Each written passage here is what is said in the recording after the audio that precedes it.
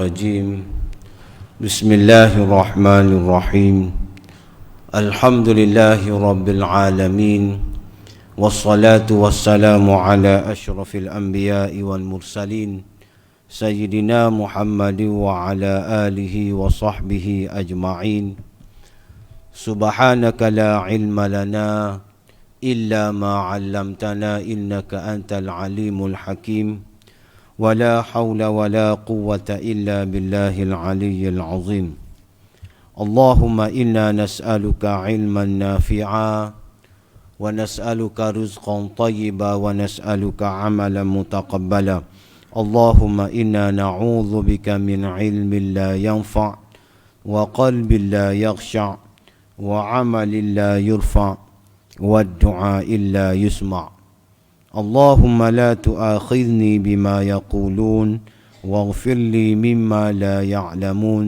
واجعلني خيرا مما يظنون أما بعد.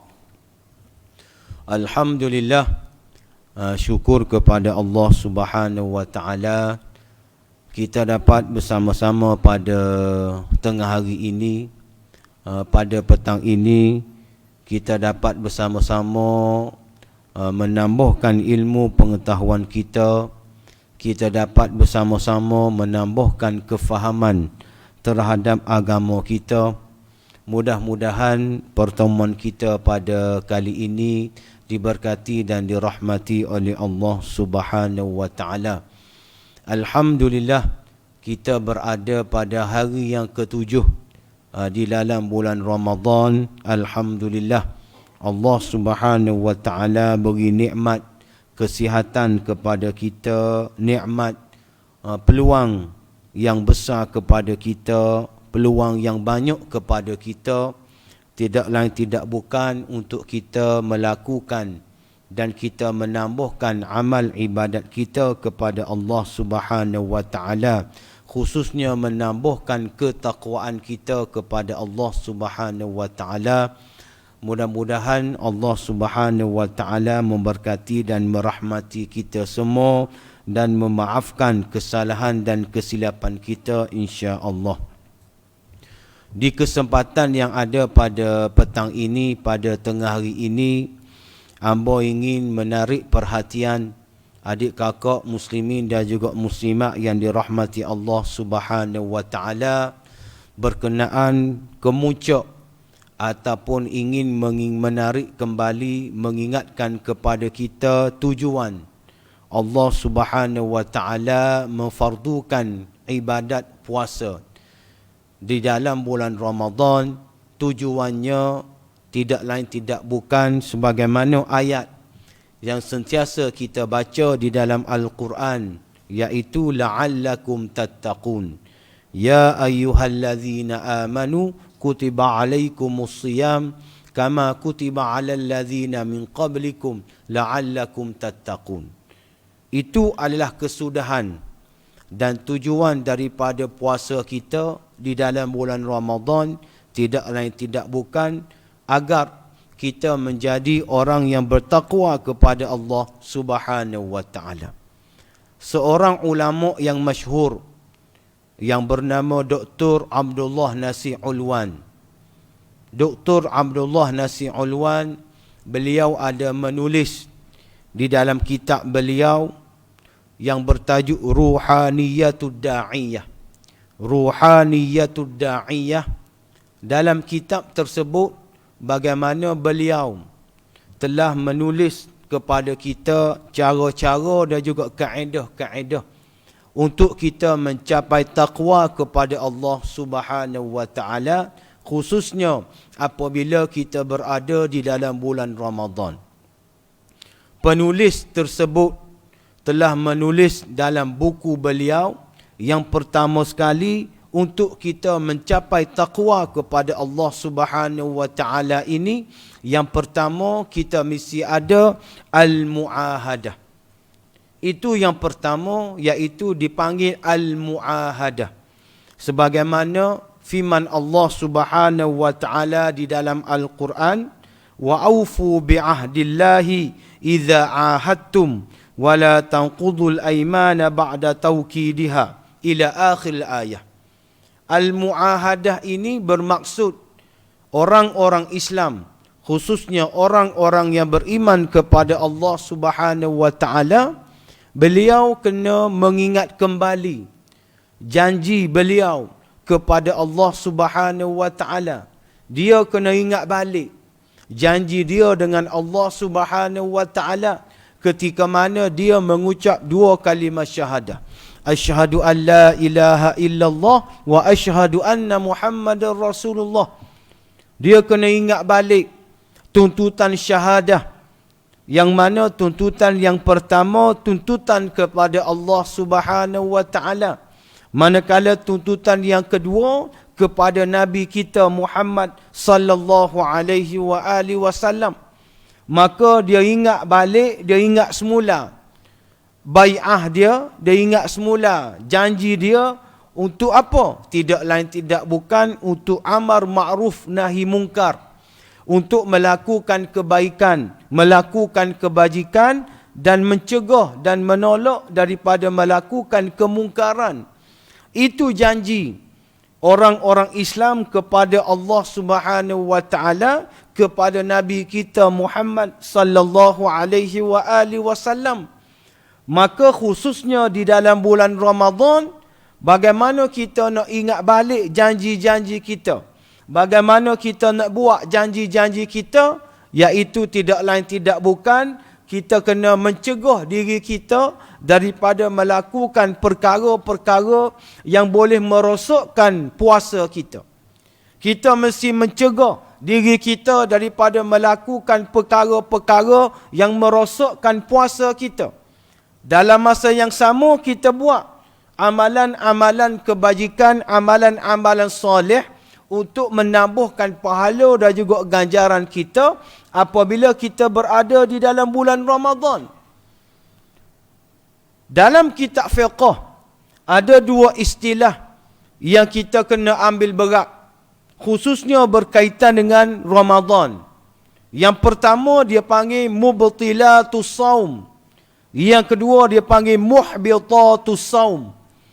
Mubtilatus saum, perkara-perkara yang membatalkan puasa.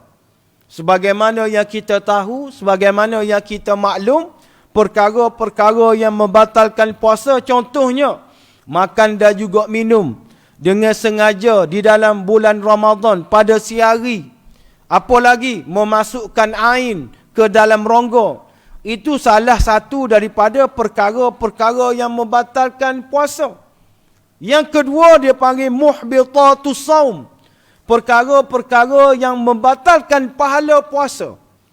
Puasa dia sah, tetapi tidak ada ganjaran, tidak ada pahala di sisi Allah Subhanahu wa taala. Disebut dalam kitab-kitab fiqh sebagai contoh, dia dalam keadaan berpuasa tetapi dia melakukan fitnah, dia melakukan adu domba, dia mengumpat dan juga sebagainya. Maka di sisi Allah Subhanahu wa taala pahala puasa dia tidak ada. Pahala puasa dia berkurangan, tetapi puasa dia adalah sah. Itu adalah perkara-perkara yang kita kena buat, yang kita kena lakukan, iaitu mencegah diri kita daripada melakukan perkara-perkara tadi, iaitu mubtilatus saum dan juga muhbitatus saum. Barulah al-mu'ahadah, janji kita dengan Allah Subhanahu wa taala itu kita dapat tunaikan, kita dapat laksanakan, kita dapat lakukan sebagaimana kehendak daripada Allah Subhanahu wa taala. Yang kedua disebut oleh penulis ini, yang kedua dia panggil al-muraqabah. Yang pertama tadi al-mu'ahadah, yang kedua al-muraqabah. Al-muraqabah ini maksudnya apa? Maksud dia sentiasa melakukan ibadat kepada Allah Subhanahu wa taala, melakukan amalan-amalan soleh walaupun dia bersendirian, walaupun dia seorang diri. Dia bukannya banyak melakukan ibadat di tempat ramai ataupun melakukan ibadat kerana seseorang, kerana mana-mana individu, tidak. Tetapi dia sentiasa melakukan ibadat tersebut kerana Allah Subhanahu wa taala, fi kullil awqat wal ahwal. Pada setiap masa, pada setiap keadaan, dia sentiasa melakukan ibadat kerana Allah Subhanahu wa taala, bukan kerana sesiapa, bukan kerana apa-apa habuan, tidak, tetapi kerana Allah Subhanahu wa taala. Begitu juga kita dalam bulan Ramadan khususnya, kita berpuasa tidak lain tidak bukan kerana Allah Subhanahu wa taala, lillahi taala.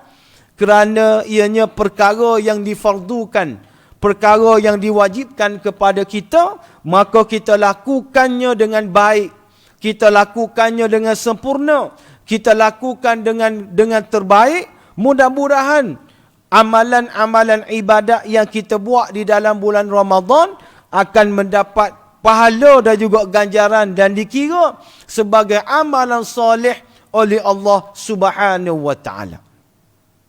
Yang ketiga, al-muhasabah. Yang ketiga, al-muhasabah.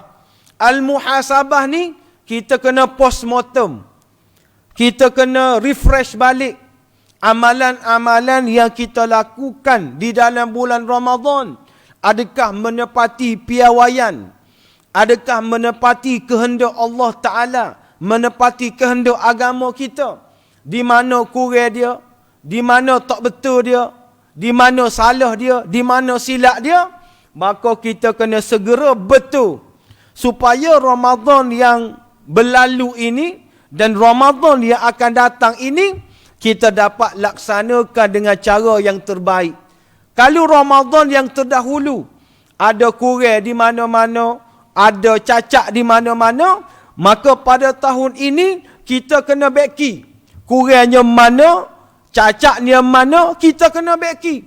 Supaya kita tidak mengulangi kesalahan yang sama.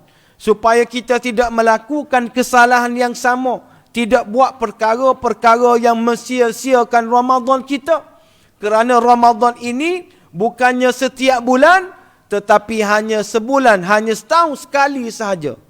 Hanya setahun sekali, maka kita gunakanlah kesempatan yang Allah Ta'ala berikan kepada kita dengan kita buat dengan puas hati. Buat dengan puas hati, buat dengan bersungguh-sungguh supaya Allah Subhanahu wa taala terima amalan kita, terima perkara-perkara yang kita buat. Akhir sekali, insya-Allah dengan rahmat Allah Subhanahu wa taala kita akan masuk syurga. Dengan apa? Dengan amalan-amalan yang kita buat di dalam bulan Ramadan, insya-Allah. Seterusnya disebut lagi yang seterusnya, iaitu al-mu'aqabah. Mula-mula tadi yang disebut, yang ditulis al-mu'ahadah. Yang kedua al-muraqabah. Yang ketiga al-muhasabah. Yang keempat al-mu'aqabah. Al-mu'aqabah ini bermaksud kita kena denda diri kita. Kita kena denda kesalahan-kesalahan yang kita buat ketika mana kita hidup di atas dunia ni. Apa-apa amalan yang kita tak buat. Amalan-amalan yang Allah Ta'ala suruh kita buat.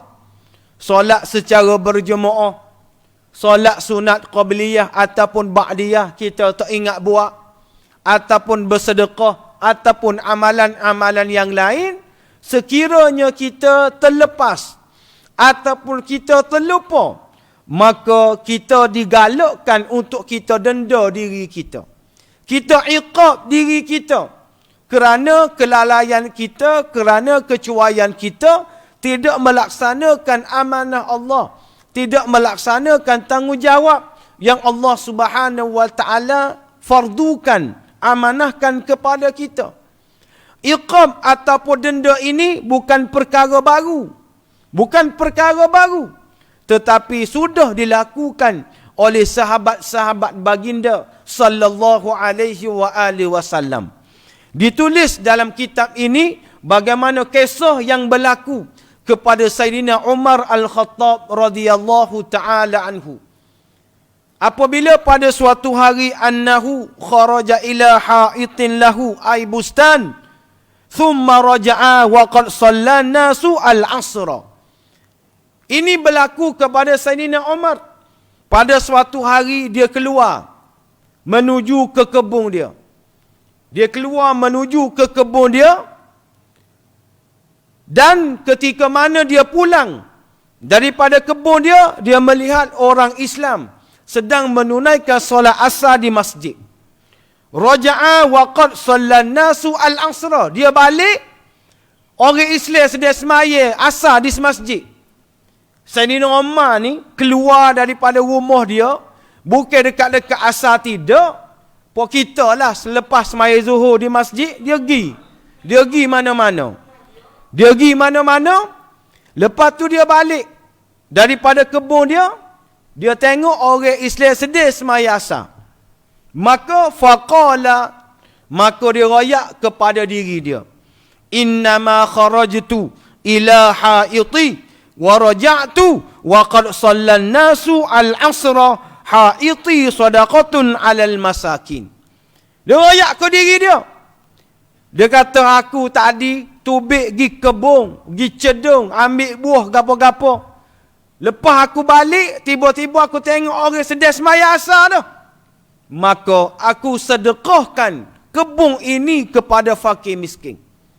Ini tanda denda dia, iqab dia, kerana kesalahan yang tidak sengaja yang dilakukan oleh Sayyidina Umar. Nak royaknya, walaupun dia keluar tu lepas waktu zuhur, bukannya 10 minit nak masuk waktu asar, tidak. Masih banyak lagi masa untuk dia balik. Tetapi tiba-tiba dia balik, orang sedang semaya asar, maka dia rasa bersalah. Dia rasa bersalah, maka dia sedekahkan kebun dia kepada fakir miskin, iqab, denda di atas kesalahan yang dia lakukan. Begitu juga berlaku kepada seorang sahabat baginda yang bernama Abu Talhah. Abu Talhah annahu kana fi salah. Pada suatu hari Abu Talhah ni sedang semaya. Famarrat amamahu qabbarah ta'irun kal usfur fatashaghala anis salati fin nazari ilaiha hatta nasiya kam salla. Duk tengah semaya, tiba-tiba lalu seekor burung. Zaman Nabi ni, masjid dia tidak ada bumbung, tidak ada dinding sebagaimana masjid kita lah ni, tersergam indah. Duk tengah semaya, tiba-tiba lalu seekor burung di hadapan dia, menyebabkan dia tengok burung tadi, muka burung lalu. Dia tengok, tiba-tiba fatashaghala anis salati, tiba-tiba melalaikan dia daripada semaya. Maknanya dia ralik, hilang khusyuk dia dalam semaya. Hilang tu sebab apa? Dia tengok burung hok lalu. Dia tengok burung hok lalu, menyebabkan dia hilang khusyuk sampai terlupa berapa rakaat dia semaya. Hatta nasiya kam salla, tak ingat dah 3 kepak. Maka apa yang berlaku? Fatasaddaqa bihaitihi 'alal masakin. Maka denda dia, iqab dia sedekahkan kebun dia kepada fakir miskin. Dia beri harta dia, dia beri orang panggil duit dia sebagai denda kepada fakir miskin. Kita boleh buat di dalam bulan Ramadan. Mana-mana kesalahan, mana-mana benda yang tak comel yang berlaku, kita sedekahkan duit kita di masjid mana-mana, di surau mana-mana, sebagai denda kepada kita, sebagai orang panggil iqab dengan kesalahan dan juga kelalaian yang kita buat. Dan yang terakhir, al-mujahadah. Dr. Abdullah Nasir Ulwan yang terakhir beliau menulis al-mujahadah. Mujahadah ni bersungguh-sungguh. Bersungguh-sungguh. Dalam bulan Ramadan ini kita kena bersungguh-sungguh melakukan ibadat kepada Allah, melakukan amalan-amalan soleh, melakukan perkara-perkara yang baik. Kita kena mujahadah sungguh-sungguh.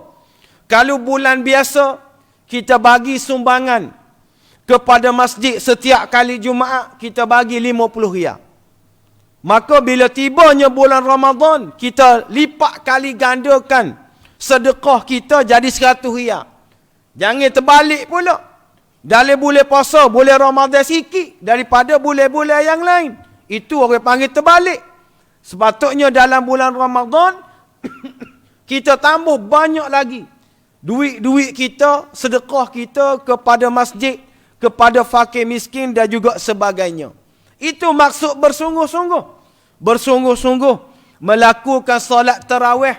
Begitu juga istiqamah. Melakukan solat sunat. Solat qabliyah dan juga ba'diyah kita jangan tinggal. Kerana itu adalah solat yang sentiasa dilakukan oleh baginda sallallahu alaihi wa alihi wasallam. Begitu juga kita membaca Al-Quran. Dalam bulan Ramadan, biasanya bulan-bulan yang lain kita baca selah. Kita baca 2 lah, kita baca 3 lah. Tapi bila tibanya bulan Ramadan, kita habiskan 1 juzuk. Barulah 30 Ramadan, kita berjaya khatam 30 juzuk. Kita berjaya khatam, orang panggil sebuah Al-Quran. Ataupun 30 juzuk Al-Quran. Maknanya ada, orang panggil ada perubahan, ada peningkatan. Daripada bulan-bulan biasa, bila masuknya bulan Ramadan, maka kita lipat kali gandakan amalan-amalan kita. Kita perbanyakkan amalan-amalan kita, tidak lain tidak bukan untuk diri kita. Untuk kita bawa bekal di akhirat kelak sebagai duit yang bernilai, yang kita bayar kepada Allah Ta'ala. Menyebabkan Allah Ta'ala dengan duit yang kita bayar tadi, Allah Ta'ala masukkan kita ke dalam syurga. Dalam bab mujahadah ini, penulis membawa kepada kita satu kisah yang masyhur yang diceritakan, yang diriwayatkan oleh Aisyah radhiyallahu taala anha. Bagaimana Aisyah meriwayatkan dalam satu hadis, beliau melihat tapak kaki baginda sallallahu alaihi wa alihi wasallam hancur. Tapak kaki baginda Nabi ni lama tak lama berdiri ni, siapa bukan hancur lah. Maknanya siapa orang panggil tumit dia tu bekah. Kerana lama berdiri. Lamanya berdiri. Maka Aisyah tengok lamanya Nabi berdiri ni menyebabkan tupi, orang panggil tumit kaki baginda ni nampak, orang panggil nampak tak comel. Kerana lamanya berdiri tadi. Maka Aisyah radhiyallahu taala anha tanya kepada baginda, lima tasna' hadza wa qad ghafarallahu laka ma taqaddama min dhanbika wa ma ta'akhkhar. Kenapa kamu buat lagu ni? Semaya berdiri banyak lama-lama hatta tatafattara qadamah, sehingga pecah. Pecah tumit Nabi, bukan hancur, pecah. Tumit kaki Nabi ni pecah. Kerana apa? Kerana lamanya berdiri. Kenapa mu buat lagu ni? Sedangkan Allah Subhanahu wa taala ampunkan dosa yang akan berlaku, yang telah kamu lakukan. Kamu ni maksum. Tapi kamu masih lagi berdiri lama sampai pecah tumit kaki kamu. Fa ajabaha alaihi salatu wassalam. Maka Nabi sallallahu alaihi wa alihi wasallam menjawab, afala akunu abdan syakura? Salahkah aku menjadi seorang hamba yang bersyukur kepada Allah Subhanahu wa taala? Subhanallah. Setara Nabi lakukan amal ibadat bersungguh-sungguh. Setara Nabi semaya lama, berdiri lama. Berdiri lama sampai pecah tumit. Tu setara Nabi hak maksum yang Allah Ta'ala ampunkan dosa dia. Melakukan ibadat berapa lama? Apatah lagi kita ni sebagai manusia biasa yang tidak terlepas daripada melakukan kesalahan, tidak terlepas daripada melakukan kesilapan, maka lebih-lebih lagi lah kita kena melipat kali gandakan amalan-amalan kebajikan kita supaya tidak lain tidak bukan Allah Subhanahu wa taala terima. Allah Subhanahu wa taala melihat amalan-amalan yang kita buat di dalam bulan Ramadan sebagai amalan soleh yang Allah Ta'ala bagi ganjaran yang besar kepada kita. Maka kesimpulan daripada tazkirah ringkas pada petang ini, pada tengah hari ini, kita kena ingat balik apa yang Allah Ta'ala dan juga ulama-ulama kita royak kepada kita supaya kita dapat mencapai taqwa kepada Allah Subhanahu wa taala, khususnya di dalam bulan Ramadan. Iaitu yang pertama al-muahadah, yang kedua al-muraqabah, yang ketiga al-muhasabah, yang keempat al-muaqabah, dan yang kelima al-mujahadah. InsyaAllah mudah-mudahan baki Ramadan ini kita buat sungguh-sungguh, kita ikut sebagaimana ulama kita nak, sebagaimana agama kita nak, sebagaimana Allah Ta'ala nak, Nabi kita nak. InsyaAllah mudah-mudahan Ramadan pada tahun ini 1443 Hijrah, Ramadan yang terbaik, Ramadan yang comel, Ramadan yang kita puasa dengan rasa puas hati. Kalau Allah Ta'ala nak ambil nyawa kita pun selepas Ramadan, tak jumpa tahun depan pun tak apa. Kerana Ramadan yang kita buat pada tahun ini, Ramadan yang comel, Ramadan yang terbaik.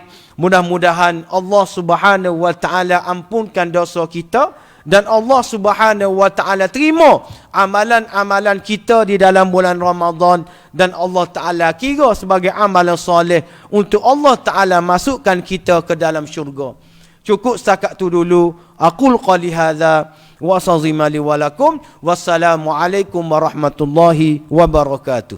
أعوذ بالله من الشيطان الرجيم بسم الله الرحمن الرحيم الحمد لله رب العالمين والصلاة والسلام على أشرف الأنبياء والمرسلين سيدنا محمد وعلى آله وصحبه أجمعين اللهم اختم لنا بحسن الخاتمة ولا تختم علينا بسوء الخاتمة اللهم إنا نسألك رضاك والجنة ونعوذ بك من سخطك والنار اللهم إنك عفو كريم تحب العفو فاعف عنا ربنا آتنا في الدنيا حسنة وفي الآخرة حسنة وقنا عذاب النار وصلى الله على سيدنا محمد وعلى آله وصحبه وبارك وسلم وآخر دعوانا أن الحمد لله رب العالمين.